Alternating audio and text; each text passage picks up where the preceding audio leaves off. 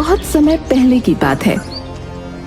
राजा विक्रम अपने महल के दरबार में बैठा हुआ गुस्से से अपने मंत्री कहर सिंह से बोला, मेरी समझ में नहीं आता कहर सिंह, इस राज्य का महाराज मैं हूं या वो साधु?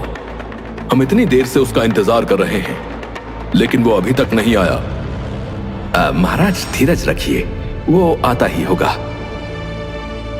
बस एक यही चीज हमारे बस के बाहर है, हम धीरज नहीं रख सकते। राजा विक्रम ने इतना कहा ही था कि तभी उनके दरबार में एक साधु आ पहुंचा। तुमने हमें इंतजार करवाकर अच्छा नहीं किया साधु। तुम्हें पता नहीं कि हम अपना भाग्य सुनने के लिए कितने उत्सुक हैं। महाराज, आप अपने राज्य के सबसे क्रूर शासक हैं। आपके अत्याचार से आपकी प्रजा बहुत ज्यादा पीड़ित है और एक अत्याचारी राज्य का भाग्य अच्छा नहीं होता। हमने यहां पर तुम्हें प्रवचन सुनाने के लिए नहीं बुलाया बल्कि अपना भाग्य सुनने के लिए बुलाया है। मंत्री कहर सिंह ने हमें बताया कि तुम चेहरा देखकर इंसान का भाग्य बता देते हो। मैं इस संसार का सबसे शक्तिशाली राजा बनना चाहता हूं। बताओ, क्या ये मेरे भाग्य में है? साधु राजा विक्रम के चेहरे को देखकर बहुत रहस्यमयी अंदाज में बोला, महाराज, आपके भाग्य में आपके पुत्र के हाथों ही मरना लिखा है और भाग्य को कोई नहीं बदल सकता। यही आपकी तकदीर है। ये सुनकर राजा विक्रम सिंह बुरी तरह से आवेश में आ गया और तुरंत तलवार निकालता हुआ साधु की ओर देखकर बोला, यहां आने से पहले एक बार अपना भाग्य भी देख लेते कि तुम्हारे भाग्य में मेरे ही हाथों मरना लिखा है। महाराज, मैंने अपना भाग्य भी देखा है। मेरी मृत्यु तुम्हारे जैसे अत्याचारी राजा के हाथों नहीं लिखी। इतना बोलकर साधु रंग बिरंगी किरणों के साथ वहां से गायब हो गया। आखिर वो साधु गायब कहां हो गया? राजा विक्रम ने इतना कहा था कि तभी एक सैनिक वहां दौड़ते हुए आकर बोला, महाराज, गजब हो गया महाराज। पड़ोसी राज्य के राजा आदित्य ने आपके राज्य के ऊपर हमला कर दिया है और राजा आदित्य महल के बाहर खड़ा है। उसने आपको युद्ध के लिए ललकारा है। ये सुनकर राजा विक्रम अपनी तलवार निकालकर सीधा अपने महल से बाहर आ गया। बाहर राजा आदित्य खड़ा हुआ उसकी ओर घूरते हुए बोला, तुमने अपनी प्रजा पर अत्याचार करने की सीमा पार कर दी है राजा विक्रम। मैं तुम्हें युद्ध के लिए ललकारता हूं। तुमने मेरे राज्य पर आक्रमण करके मुझे चुनौती देकर अच्छा नहीं किया राजा आदित्य। मैं तुम्हें युद्ध में हराकर तुम्हारे सारे परिवार को समाप्त कर दूंगा। कुछ ही देर में राजा आदित्य और राजा विक्रम के बीच भयंकर युद्ध छिड़ गया, मगर राजा आदित्य राजा विक्रम के हाथों मारा गया। राजा विक्रम अपने सैनिकों की ओर देखकर बोला, जाकर राजा आदित्य के राज्य में ऐलान कर दो कि उनका राजा मेरे हाथों मारा गया। ये ऐलान सुनते ही उनके सैनिकों में खलबली मच जाएगी और राजा आदित्य के परिवार को भी समाप्त कर दो। राजा विक्रम का आदेश सुनते ही सैनिक तुरंत राजा आदित्य के राज्य की ओर चल पड़े। कुछ ही देर में राजा आदित्य के महल और राज्य में खलबली मच गई। इधर राजा आदित्य के महल के राजगुरु एक कक्ष के बाहर बेचैनी से टहल रहे थे। तभी उस कक्ष से एक दासी एक नवजात शिशु को लेकर बाहर आकर राजगुरु से बोली, महाराज आदित्य की पत्नी रानी चंद्रलेखा ने एक सुंदर पुत्र को जन्म दिया है। बहुत बुरी खबर है दासी। राजा आदित्य अपने पड़ोसी राज्य के राजा विक्रम के हाथों मारे गए। हमें महारानी और उसके पुत्र को महल से सुरक्षित निकालना होगा। कुछ ही देर में राजा विक्रम के सैनिक महल में घुसकर तबाही मचा देंगे और मुझे शक है कि वो महारानी चंद्रलेखा और उनके पुत्र को भी मार देंगे। राजगुरु ने इतना कहा ही था कि तभी राजा विक्रम के 2 सैनिक वहां आ पहुंचे। एक सैनिक दूसरे सैनिक से बोला, लगता है ये राजा विक्रम का पुत्र है, इसे तुरंत दासी के हाथ से छीन लो। तुमने सही कहा सैनिक, हमें पहले से ही इस बात की सूचना थी कि राजा आदित्य की पत्नी रानी चंद्रलेखा गर्भवती थी। एक सैनिक ने तुरंत दासी के हाथ से चंद्रलेखा के पुत्र को छीन लिया। राजगुरु और दासी को समाप्त कर दो। दूसरे सैनिक ने तुरंत दासी के ऊपर हमला कर दिया। राजगुरु तुरंत कक्ष के अंदर घुस गए और अंदर से कक्ष की कुंडी लगा दी और रानी चंद्रलेखा की ओर देखकर बोले, महारानी, आपके पुत्र को राजा विक्रम के सैनिकों ने छीन लिया है और राजा विक्रम ने आपके पति राजा आदित्य को भी मार दिया है। ये आप क्या कह रहे हैं राजगुरु? मैं बिल्कुल सही कह रहा हूं महारानी।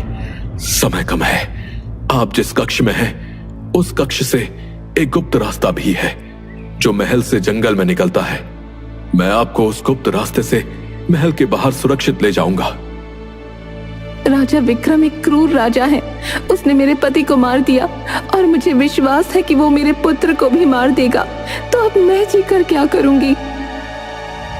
नहीं महारानी चंद्रलेखा, हिम्मत मत हारिए। मत भूलिए कि आपको अपने पति की मौत का बदला भी लेना है। राजगुरु रानी चंद्रलेखा को तुरंत उस कक्ष के गुप्त रास्ते से बाहर ले गए। वो रास्ता जंगल की ओर खोता था। इधर वो दोनों सैनिक रानी चंद्रलेखा के नवजात शिशु को एक जंगल की ओर ले गए। एक सैनिक दूसरे सैनिक से बोला, अब इसका क्या करें? करना क्या है, इसे यहीं जंगल में फेंक देते हैं, अपने आप मर जाएगा। दूसरे सैनिक ने ठीक वैसा ही किया। रानी चंद्रलेखा के पुत्र को झाड़ियों में फेंक दिया और पहले सैनिक से बोला, चलो ये खुशखबरी महाराज विक्रम को सुनाते हैं। इस खुशखबरी को सुनकर वो हम दोनों को जरूर इनाम देंगे। दोनों सैनिक तुरंत वहां से चले गए। इधर राजगुरु रानी चंद्रलेखा को जंगल में बनी एक झोपड़ी के पास ले गए। झोपड़ी के बाहर एक साधु बैठे हुए थे। क्या बात है राजगुरु, तुम यहाँ पर? और तुम्हारे साथ ये कौन है? राजगुरु ने साधु को सारी घटना बताते हुए कहा, साधु महाराज, ये राजा आदित्य की पत्नी महारानी चंद्रलेखा हैं। इनके साथ बहुत ही बुरा हुआ है। होनी को कोई नहीं टाल सकता राजगुरु। जब तक सब कुछ सही नहीं हो जाता, महारानी चंद्रलेखा मेरे ही पास रहेंगी। मैं महारानी चंद्रलेखा की सुरक्षा करूंगा। इतना बोलकर साधु चंद्रलेखा की ओर देखकर बोले, निराश मत हो महारानी, भगवान के खेल भी बड़े ही निराले होते हैं। निराश नहीं हूँ तो और क्या करूँ साधु महाराज। पहले मेरे पति की मौत की खबर सुनी और जिस पुत्र को मैंने जन्म दिया उसे तो मैं देख भी ना सकी। चिंता मत करो महारानी चंद्रलेखा, अगर तुम्हारी तकदीर में तुम्हारे पुत्र से मिलना लिखा होगा तो विश्वास करो, तुम उससे जरूर मिलोगी। इधर रात के समय वो दोनों सैनिक राजा विक्रम के पास जाकर उसे कुछ बताने ही वाले थे कि राजा विक्रम उनसे बोला, तुम दोनों अभी यहां से जा सकते हो। मेरी पत्नी गर्भवती है और मुझे अपने पुत्र होने का बड़ा बेसब्री से इंतजार है। वो दोनों सैनिक मुंह लटका कर चले गए और राजा विक्रम अपनी पत्नी के कक्ष के बाहर बेचैनी से टहलने लगे। तभी कक्ष का दरवाजा खुला और एक दासी बाहर निकलकर राजा विक्रम से बोली, महाराज, आपका पुत्र हुआ है और आपकी पत्नी सुलेखा अभी बेहोश है। मुझे विश्वास है कि सुबह तक उन्हें होश आ जाएगा। अगर मेरा पुत्र हुआ है तो तुम्हारा मुंह क्यों लटका हुआ है? मुझे लगता है महाराज, आप स्वयं जाकर अंदर देख लीजिए। राजा विक्रम जैसे ही कक्ष में गया तो अपने पुत्र को देखकर वो पूरी तरह से क्रोधित हो उठा। उसने देखा कि उसका पुत्र बहुत ही बदसूरत था और उसकी पीठ पर एक बड़ा सा कुबड़ा भी निकला हुआ था। राजा विक्रम गुस्से से बोला, अगर ये खबर मेरी प्रजा में और दूसरे राज्यों में फैल गई तो सभी मेरा मजाक उड़ाएंगे। राजा विक्रम की बात सुनकर दासी कांपती हुई बोली, तो फिर आप क्या करेंगे महाराज? वही जो मुझे करना चाहिए। मैं इसको जंगल में फेंक आऊंगा। सुबह जब मेरी पत्नी को होश आए तो उससे कह देना कि उसका बच्चा मरा हुआ पैदा हुआ था, और अगर तुमने गलती से भी उसे सच्चाई बताई तो तुम्हें और तुम्हारे परिवार को जीवित नहीं छोड़ूंगा।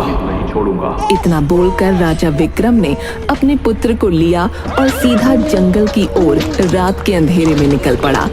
जंगल में पहुंचकर राजा विक्रम अपने पुत्र को फेंकने ही वाला था कि तभी उसकी नजर दूर झाड़ियों में पड़े हुए उसी बच्चे पर पड़ी जिसे उसके ही सैनिक फेंक गए थे। अरे ये दूसरा बच्चा किसका है? अरे किसी का भी हो, ये बच्चा तो बड़ा सुंदर है। एक काम करता हूं, मैं इस बच्चे को ले जाता हूं और अपने बच्चे को यहीं फेंक देता हूं और अपनी पत्नी से यही कहूंगा कि उसने एक सुंदर पुत्र को जन्म दिया है। राजा विक्रम ने अपने पुत्र को वहीं झाड़ियों में फेंक दिया और उस राजा आदित्य के पुत्र को उठाकर अपने महल की ओर ले गया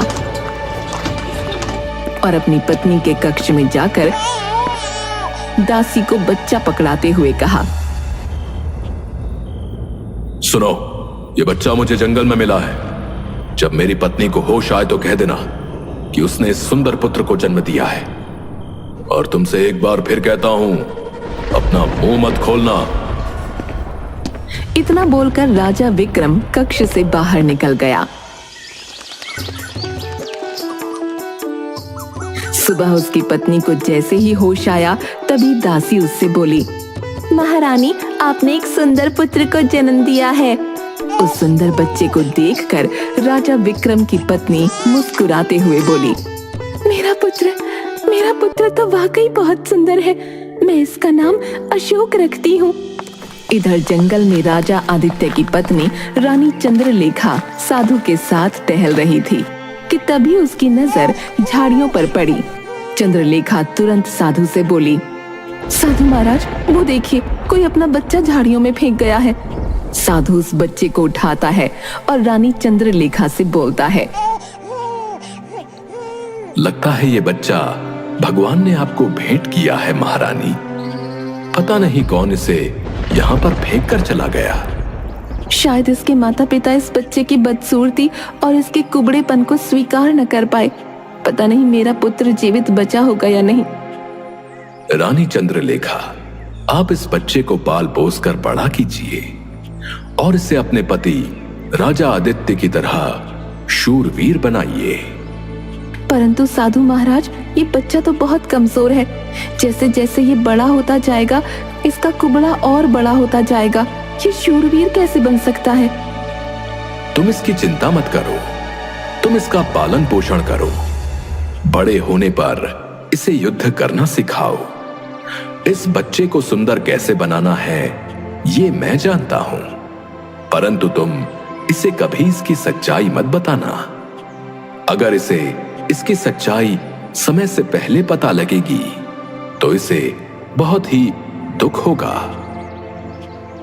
आप जैसा कहेंगे मैं वैसा ही करूंगी साधु महाराज।